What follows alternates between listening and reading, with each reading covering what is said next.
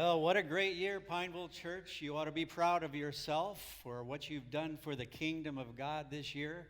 Not just this year, but for 90 plus years. And it's been exciting around here, and we're looking forward to 2020, aren't we? It's going to be an exciting time. Well, I'm happy to be here with you this morning. My name's Mike Jones, and I'm one of the pastors here at Pineville Church, and I look forward to sharing with you every time I get the opportunity. I love to tell stories, don't you? And when our family gets together, we like to reminisce about crazy stories about our family. And one of the stories that seems to come up quite often is many years ago when my wife and I were young and clueless, we decided that we were going to go camping with our parents. Both sets of parents in a pop-up camper. Yeah, we did that. So her parents pulled a pop-up camper and my parents pulled a boat, and we headed to Cumberland, Kentucky, Lake Cumberland. And so we all arrived there. We popped up that camper. Didn't take very long. It's very small. And the guys decided that they were going to go fishing. So we went out on the lake for the day and out in the sun, and it was so hot, and the waves that are rocking you in the boat and the wind and everything else. By the end of the day, I was just exhausted. Important side note number one. When I get overtired, sometimes I hallucinate. I can't explain it, but sometimes I do. The first time that it happened, we weren't married for very long, and in the middle of the night, I sat up in bed and I grabbed the hem of the sheet and I started digging at it, saying, "Can you get it? Can you get it? There." My wife thought that she'd married a drug addict. She was like, "What in the world have I gotten into?" And then she realized that I was hallucinating. When I get overtired, that's what I do sometimes. And anyway, back to this story. At the end of the day, we came back to the boat dock and we cleaned the fish, and I headed to the bathhouse to get a shower. I was tired. I was ready for bed. And so I came back to that nice little pop-up camper, and you have to picture this. I mean, my parents slept on the right-hand side in the bed that pops out. If you've ever been in a pop-up camper, there's a bed that pops out on this side. My parents slept there. My wife and I, we slept on what was the kitchen table, and it kind of breaks down into a bed with a nice thin mattress. It's a wonderful thing if you haven't experienced it. And then her parents slept on the bed that popped out on the other side. So we were nice and cozy, but you know what? I didn't care. I came back to that camper, and I crawled under those covers, and I was out like a light. They turned the lights down a little bit, and they just kept talking and laughing and things like that. I was out. And suddenly, I sat up in bed and said, "There's a snake in here." Well, important side note number two. My mom is terrified of snakes. I mean, if she's reading a magazine and all of a sudden there's a picture of a snake, she throws it across the room, and our kids have scared her for years with rubber snakes and things like that. And it's a wonder she's still alive. But my mom is up on the back of the camper, and she's like trying to, where? I said, "Well, it's over there, it's over there." So all the guys run over there, their flashlights, and all the ladies run to the other side. And then I said, "No, now it's over there." So they ran over there, and all the ladies run to the other side, and they're looking for this snake. And finally I said, well, there it is right there on the end of the bed.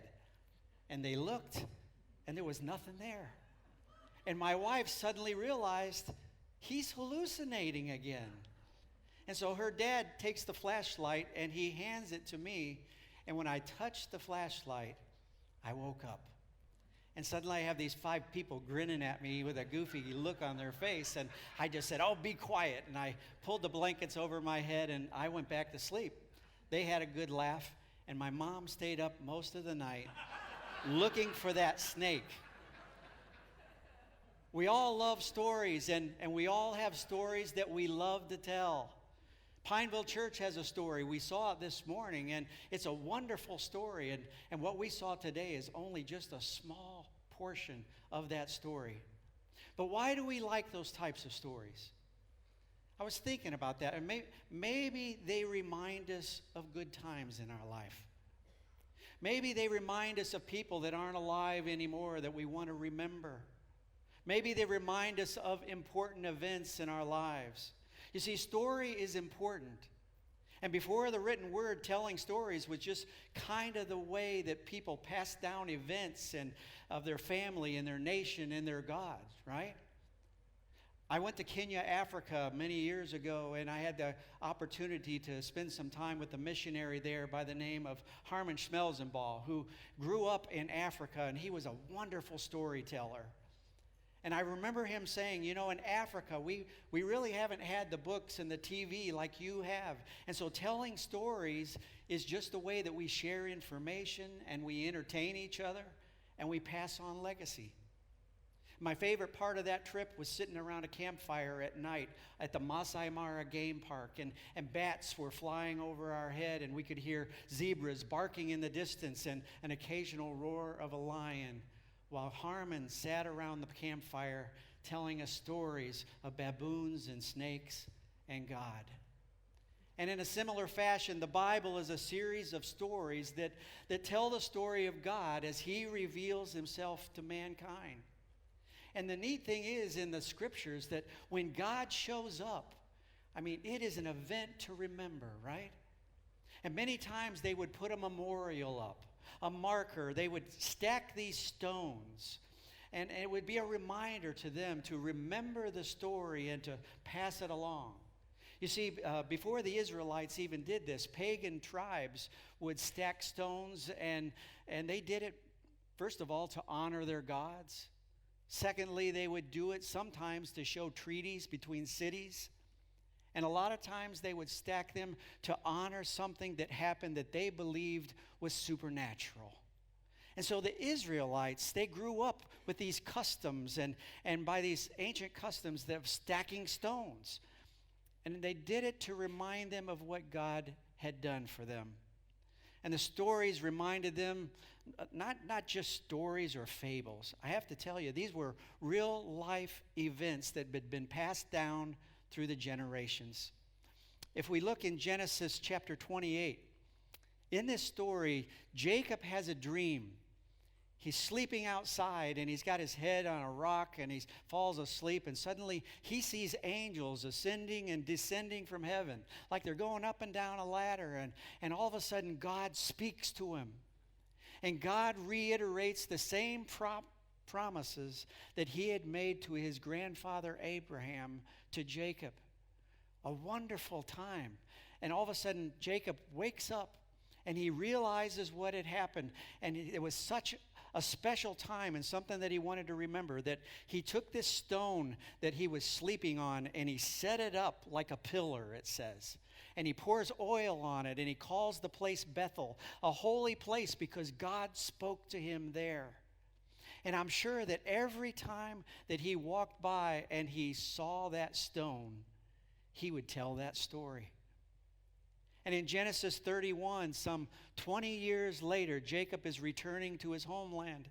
And his uncle Laban chases him down and says, you know what, I think we need to make an agreement. We need to make a treaty between our families because we don't really trust each other very much. And so we need to do that. So they heaped up these stack of stones as a memorial to them both, that they would get along, and God is a witness to their agreement, and that He would hold them accountable to it if they broke it.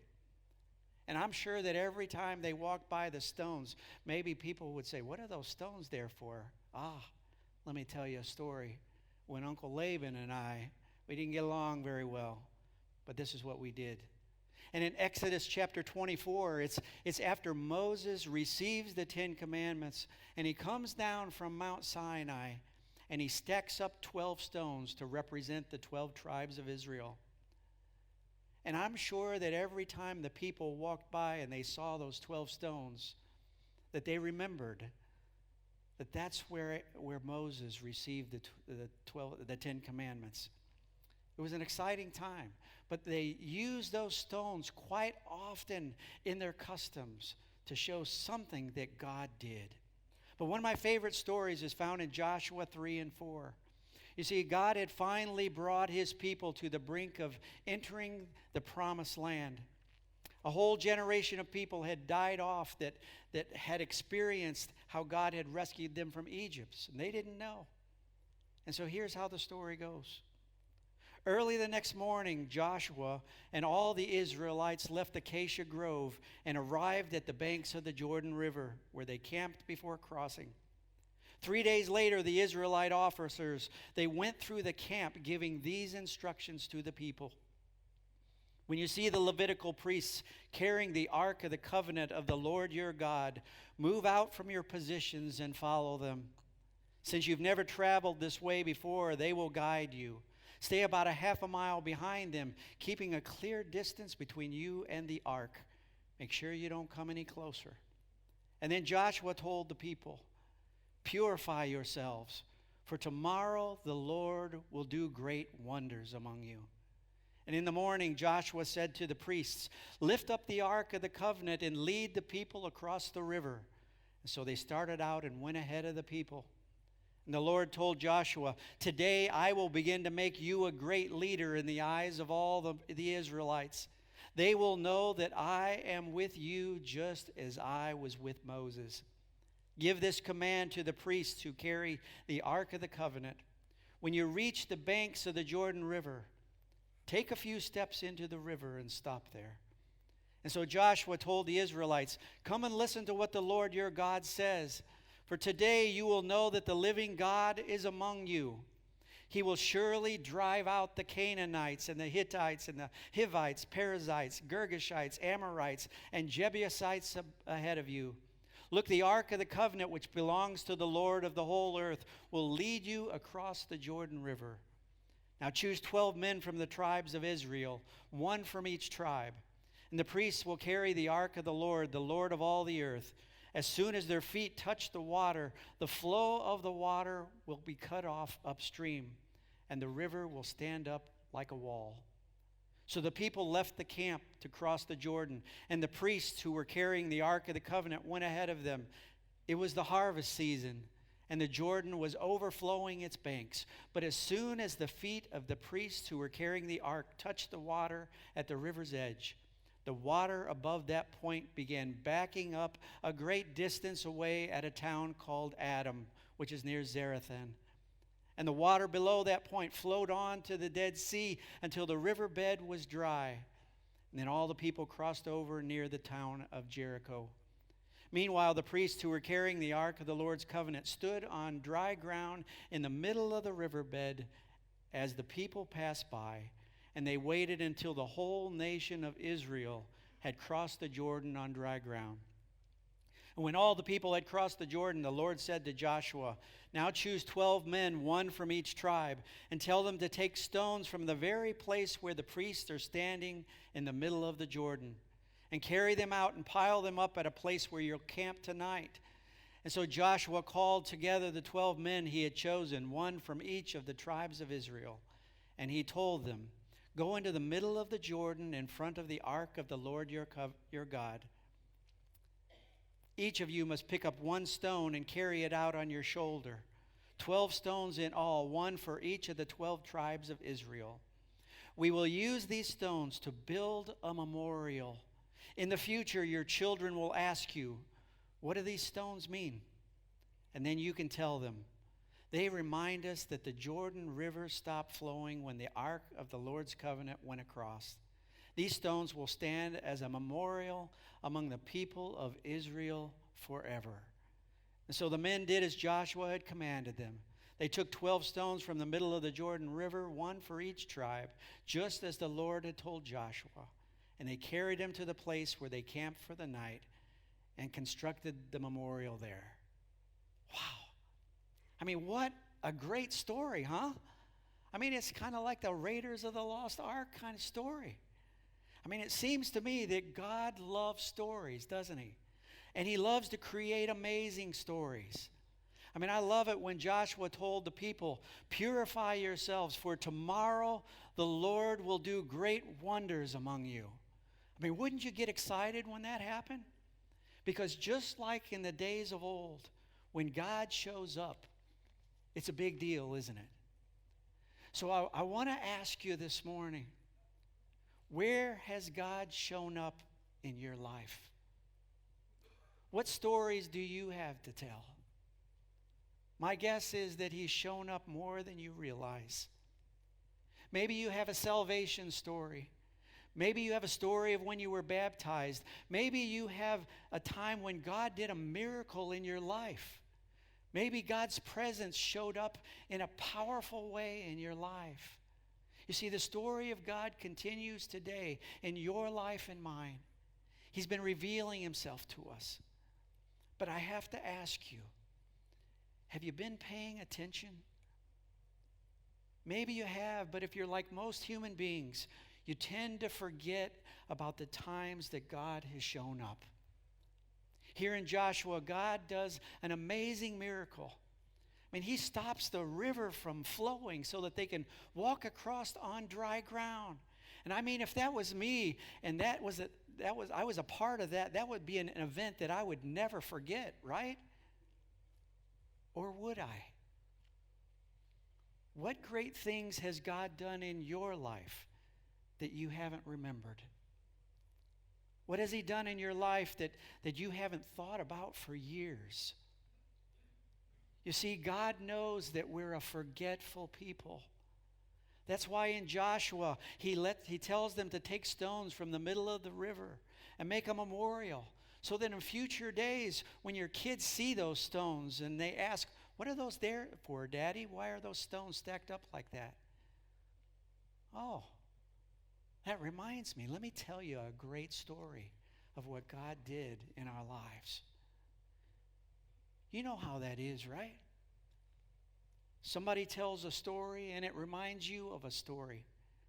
You hear a song and you're sent back to a whole time and place, right? You see an object and it just brings back a flood of memories. My wife smells sawdust and it reminds her of her dad.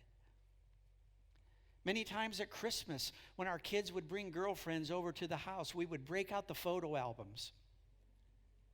For some of you younger people, you may not know what that is, but it's an actual book with photos in it. And we would look through old pictures of times and events in the past, and we would reminisce stories that we hadn't remembered for years. We didn't forget them because they weren't good memories. But the farther things get back in our past, right, the less that they're remembered. And that's the struggle for us, isn't it? It's not that God isn't working, but maybe it's just that we aren't paying attention, or we're not marking these events in our lives, or we're not remembering. We need to keep telling the story of God, not just from the past, but right here and now. Because there's a new generation, there's new believers, there are people who are struggling to believe in God who need to hear your stories. And if we stop telling the stories of faith, some might stop believing, and some may never believe. You see, the book of Judges tells us that the Israelites served the Lord only until the elders who had survived Joshua died. In Judges 2:10, it says, "After that generation died, another generation grew up who did not acknowledge the Lord or remember the mighty things that He had done for Israel." So sad and pretty scary that a whole generation could grow up not knowing God or remembering the great things that He has done. But let's be honest. We can easily forget the things God has done in our lives, can't we? You see, the memorial stones, the markers were set up to pique the interest, the curiosity of children so that they would ask the questions. And the stones were also there to remind the adults as well about God moments. What God moments do you need to remember and share this morning? We all have them. I remember my grandmother telling me about a tornado that was heading towards their home. And she said they didn't have a basement or a cellar, and so they all just kind of huddled together And they began to pray that God would protect them. And the storm came and windows were broken out and everything else. And they huddled together and prayed.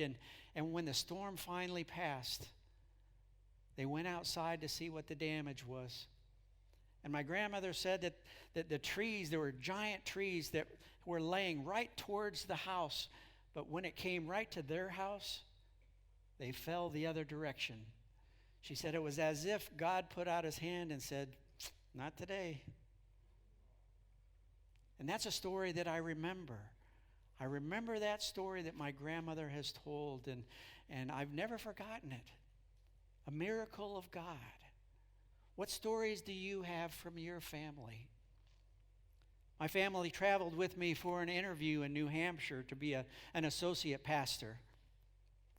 And a wonderful widow lady let us stay at her house, and she had a big home with a mother-in-law's quarters, and she also had a pool outside that my kids really enjoyed, so that was a nice thing. And I went on this interview, and as I was sitting with the board, I really didn't get any clarity at all. I kind of felt like, I'm not sure if I should come here or if I should not come here. It's a long way from home. I just didn't feel anything. And then one of the board members just said to me, he said, "You know, what would it take for you to come here?"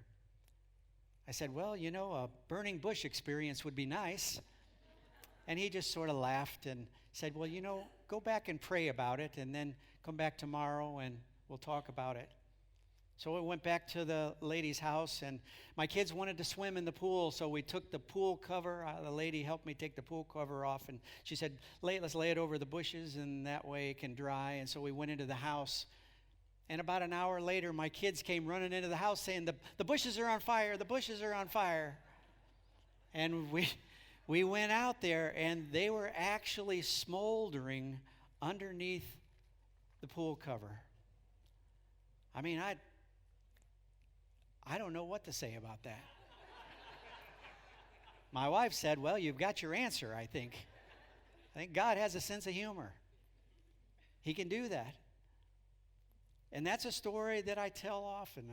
I don't understand it, but it's definitely a God moment. We need to remember. So I was thinking about what are some ways that we can make markers or monuments today? How can we help ourselves remember? I think pictures are a good way for me. I mean, to spark memory of something that God has done. What about statues or monuments or some kind of item that's in your house to help you remember something that God has done? I keep telling my wife we need to get a pool to remember my story, but no, not really. But what about traditions? Maybe one that's been passed down from your family that sparks stories of how God has been faithful to your family. The Jewish families are really good about that. They have Passover. They have lots of holidays where they sit down and they tell the stories. Their kids know the stories that are passed down through generations. What about keeping a journal? I'm not very good at that myself. I tried it once. I did it for about 3 days. But what about keeping a journal where you write down God moments so that you can review them and remember them from time to time? In one church that I was at, when kids would graduate, the parents and the grandparents would write a letter to the kids telling them the stories of the family. It was really a neat thing. They would tell them about God's faithfulness and his leading so that they could pass on the family stories. Those are just some of the stones or markers that can help us remember.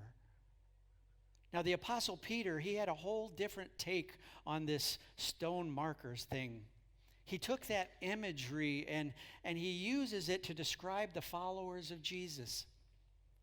In 1 Peter 2:5, he says, "You also, like living stones, are being built into the spiritual house to be a holy priesthood, offering spiritual sacrifices acceptable to God through Jesus Christ." Living stones. Now, to those people who were so used to that, I think a picture came to their mind. Living stones. Peter seems to want his readers to think that they're living markers. They're living memorials. people who live out their lives so boldly that others take notice. I think what he was saying was, you know what? Go out and be a God moment to other people. Be a God moment. Wow, what a great picture. Remember what God has done, and don't be ashamed to share the story of God with your life and with your words. You know, the church still uses markers today, monuments. The cross of Jesus, a horrible image in Roman time, but when we see it, we're reminded that Jesus paid our penalty for sin. And Jesus set in place a powerful tradition. He said, do this as a reminder of my body that was broken for you and this blood that was shed for you. The Lord's Supper. We call it communion. And it's put in place to help us forgetful people remember a God moment that happened long ago but continues to change our lives today. Jesus paid our penalty for sin. Oh, but there's another story. Because one early morning, a Jewish woman named Mary Magdalene, and she went to the tomb of Jesus. He had died on a criminal cross 3 days before. And when she got to the tomb, the stone was rolled away. She ran inside. You know the story, don't you? You know why? Because it's been passed down. She went inside. Jesus' body wasn't there. And an angel appears to her and says, he is not here. He's risen.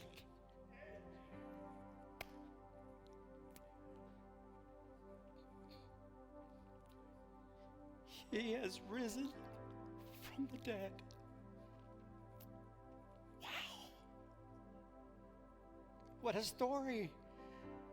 I mean, she couldn't contain herself. She ran back to the disciples to tell them the story. And then Jesus appears to them. He appears. And it just went crazy. I mean, that story just went out like wildfire. He's alive. He didn't just die for our sins, but he is alive. He's alive. He is alive. And I have to tell you, it was an amazing story. In a few moments, we're going to take communion. I'm going to ask our service if they would just to go ahead and come on up. Maybe this morning, you need to come to remember the great lengths that God has gone to show you his love. Maybe you need to remember a story, a God moment, something that God has done in your life. Or maybe you need to commit to share your stories of what God has done in your life with your kids. Do they know the stories of God's faithfulness in your life? Maybe the coming of the new year can be a marker for you that remind you to share the stories with your families. So as you come to the Lord's Supper, this tradition, this marker that Jesus set up for us to remember, come and remember that he has made you worthy to come to his table. I invite you to step out to your right and come to his table this morning. And remember, come if you would.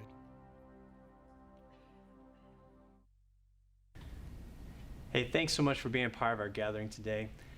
I hope you've sensed and felt God speaking in your life. Maybe it was something that we sang, maybe it was something that you heard through Scripture, or something we talked about. But we'd like to offer you ways to take next steps in your faith. And we want to be able to come alongside of you and help you as you grow. Or if you have any need in your life that you'd like for us to pray with you about, we'd love that chance too as well. So if you're watching on Facebook, there's areas down below here that you can actually comment along on our Facebook live feed, or you can actually message us through Facebook as well, and we'll respond to you, get back to you, and come alongside of you. If you're watching online through our website, you can email us, and you can do this anytime, but you can email us at nextsteps@pineville.church. We'd love the chance to come alongside of you and help you in any way that we can. So I hope you have a great week. Thanks so much for being a part of our gathering. Thanks for being a part of Pineville Church.